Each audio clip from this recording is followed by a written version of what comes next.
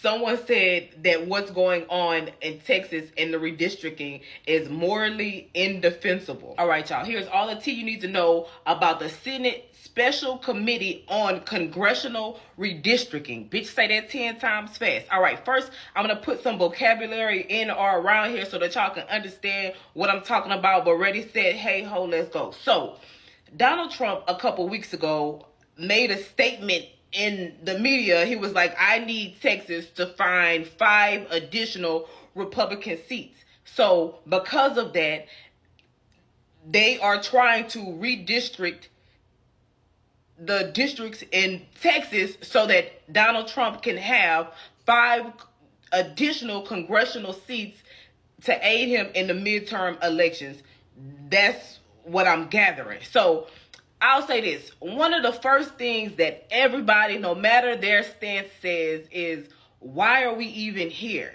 They kept saying we have so many pressing matters like the 135 people who lost their lives in the flood. Why are we even talking about redistricting? So just a little tea or update. So a lot of people, so they had a whole bunch of different people zoom in so that they can testify. So one, I think that's pretty cool. But among the testimonies, these are the things that were said. I'm going to look at my notes so that I can give you accurate information. Hold on. One man that got up and testified, I forgot to get all of these people's names. Sorry. But he was talking about, or essentially what he said was, the way that they intend to redistrict the districts is where there's any district that is majority black or brown, it needs to be redistricted. It needs to be redistricted because essentially they don't want a black or brown representative. So they're trying to dismantle or dissipate or disperse the brown vote. They're trying to take brown voices away. Literally, that's just the fact. I'm not making this up. That's just what said. Okay, what else? They said 87% of the districts in Texas are controlled by white people. They also talked about the 3/5 rule and how it was used to create disproportionate districts under the guise that black people were the majority when they really weren't, but they were counted as such so that it looks one way but it's really another. So if y'all don't know that black people were considered 3/5 of a person, especially when the Constitution was written. So they counted these people even though they didn't count as people, so that way they had enough people for a redistricting. However, those people actually didn't count towards anything and they couldn't even vote. So they allowed black people to be counted, but they didn't allow black people to vote. And that's how a lot of these districts were created. They talked about opportunistic opportunity redistricting and coalition redistricting. Someone said this is not about compliance, this is about control. Somebody got on a call and called Republicans shameless, power-hungry bootlickers. They talked about redlining. There were some people who got on and did want it to be redistricted.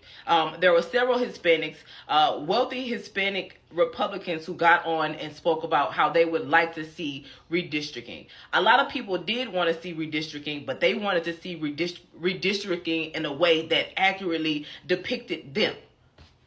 And for the people that was on board with the redistricting, they are only on board with it if it's not done in a racially discriminatory way, but in a way that actually reflects its current population.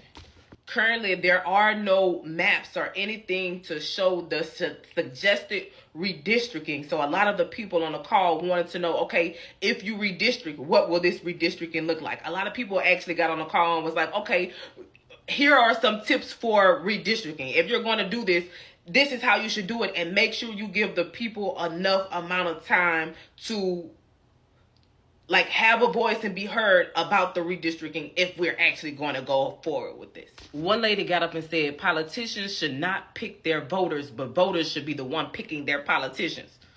And that's generally it. I think that's all the tea you need to know from this special committee meeting. So this committee meeting was just to see how people feel, how people are feeling about the redistricting, and to allow them to voice their opinions. But just so you know, like, all committee meetings are open like that. If you want to go to a House or a Congress committee meeting, you're welcome to go in and speak. And I actually think that it's very kind that the chair allowed for, like, people to zoom in and be heard. But that's the tea you need to know, unbiased tea.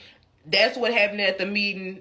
What y'all think? How do y'all feel about the Texas redistricting? Do you think it should go on, or don't you think it should go on? I don't know, but it ain't looking too good for the home team. But I think it's going to happen anyway. All right. That's the tea you need to know about the special Senate committee meeting on congressional redistricting. Okay, bye.